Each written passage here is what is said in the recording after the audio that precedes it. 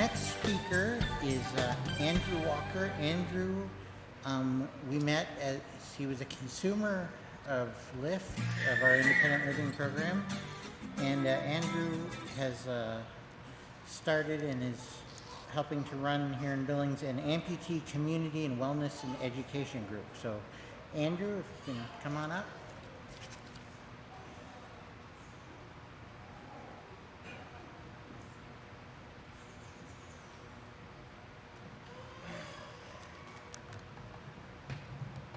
Hello everybody, can you hear me? Oh wow, that's really loud. Some feedback. I just want to point out that's not ADA guideline up the stairs. I'm just kidding. It was best of you. It was a little trickier than I thought to get up here. Good afternoon everybody, my name is Andrew Walker. I just want to take a real quick second to say thank you to LIFTT, and especially Teresa, who helped us out with some things and invited me to this event. I am truly honored to be here. So like I said, my name is Andrew Walker. And I wanted to share a story that begins on Christmas Eve 2024, a night that started with a pain in my right foot and ended with a journey I would never have imagined.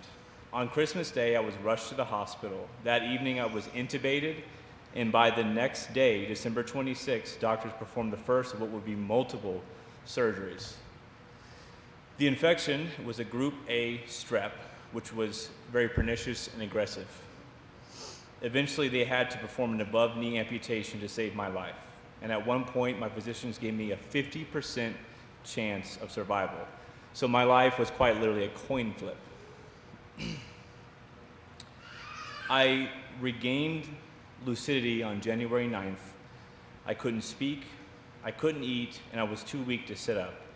I had no idea where I was or what had happened, but I was alive.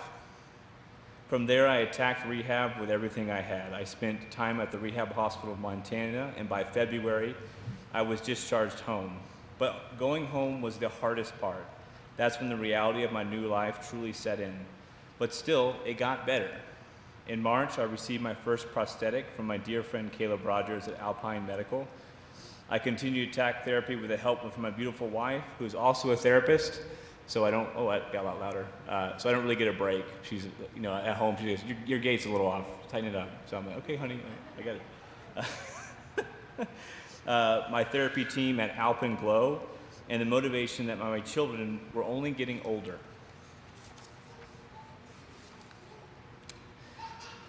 The strep A infection had turned my life upside down, but it made one mistake. It left me alive.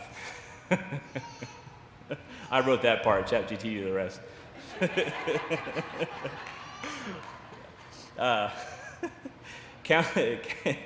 Counseling helped me shift my mindset.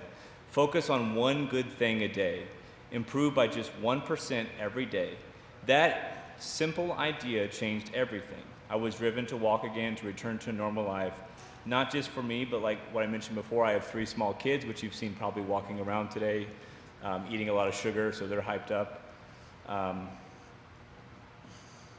Being part of their lives was and still is my greatest motivation.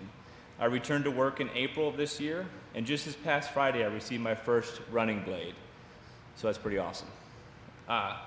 So look out when you're driving around Billings. That was a PSA. What I'm going to do is I'm going to ask everyone here, I'm going to ask you guys something. If I can go from bedbound to running in 6 months just by focusing on small, incremental 1% improvements every day, what could you do? So my ask here to everyone is to focus on one small thing every day to improve. Whatever that may be, do this for 30 days and see where you wind up. Okay? You don't all have to answer. Now, I wanted to touch on one other small piece of my, or not small, very large piece of my success, was meeting other people with similar disabilities as me. These people showed me that life, a somewhat normal life, was possible, it just was going to look a little different. So what I've done is partnered with the Rehab Hospital of Montana to set up an amputee support group.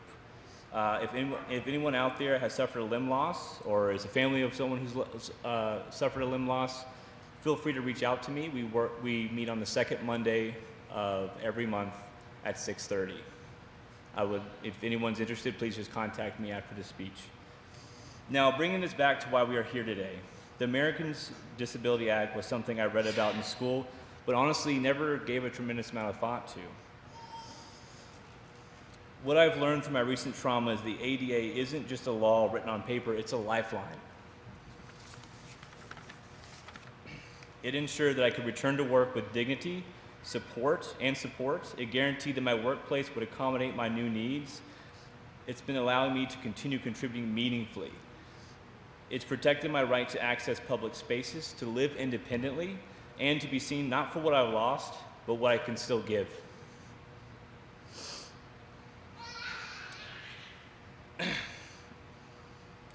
The ADA didn't just help me survive, it's helping me thrive. So today I want to say thank you to the lawmakers and advocates who make the ADA a reality. Thank you to the healthcare workers, therapists, counselors, and colleagues who supported me. And thank you to everyone who believes in a world where accessibility is a right, not a privilege. My journey continues, but because of the ADA, I know I am not walking alone. Thank you very much for your time.